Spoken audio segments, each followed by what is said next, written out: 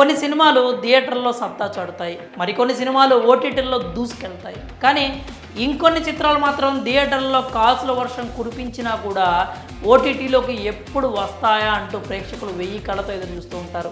అలాంటి లిస్టులోకి the Kerala story కూడా వస్తుంది.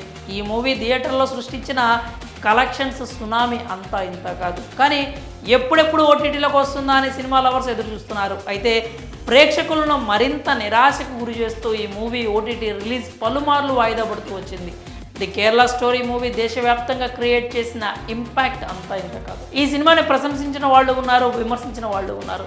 థియేటర్లో ప్రదర్శించకూడదు, బ్యాన్ చేయాలంటూ డిమాండ్ చేసిన వాళ్ళు కూడా ఉన్నారు. అయితే అన్ని అవరోధాలను దాటుకొని ఈ మూవీ 2023 మే 5న థియేటర్లో విడుదలైంది. మంచి పాజిటివ్ టాక్తో బాక్సాఫీస్ వద్ద కోట్ల వర్షం కురిపించింది. కేవలం 20 కోట్ల బడ్జెట్లో తెరకెక్కిస్తే ఏకంగా 300 కోట్లకు పైగా కలెక్షన్స్ రాబట్టి అందరినీ అబ్బురపరిచింది. థియేటర్లో స్ట్రాంగ్ మౌత్ టాక్ సొంతం చేసుకున్న ఈ మూవీ ఎప్పుడెప్పుడు ఓటీటీలోకి రిలీజ్ అవుతుందా అని సినిమా లవర్స్ అంతా ఎదురు చూశారు. ఈ సినిమా ఎన్నిసార్లు ఓటీటీ రిలీజ్ అవుతుందని చెప్పినా కూడా అది రిలీజ్ కాలేదు. దాదాపు 10 నెలలుగా వస్తుంది. ఇప్పటికీ ఓటీటీలోకి రాకపోవడంపై ప్రేక్షకులు నిరాశలో ఉన్నారు. కానీ ఎట్టకేలకు ఈ movie official OTT release date అయితే వచ్చేసింది.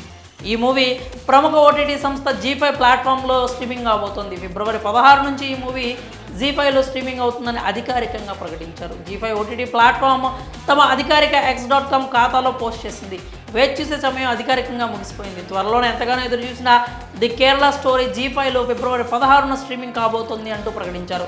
ఈ మూవీని తెలుగులో కూడా రిలీజ్ చేయాలంటూ సోషల్ మీడియాలో రిక్వెస్ట్లు పెడుతున్నారు. నెటిజన్స్ అభ్యర్థనను సరైన టీంకి పంపుతామంటూ జీ5 ఓటీటీ సంస్థ రిప్లై ఇచ్చింది. మరి ఎంతగానో ఎదురు చూసిన ది కేరళ స్టోరీ మూవీ ఓటీటీలోకి వస్తుండడంపై మీరేమనుకుంటున్నారో మీ అభిప్రాయాలు కామెంట్స్ కూడా తెలియజేయండి.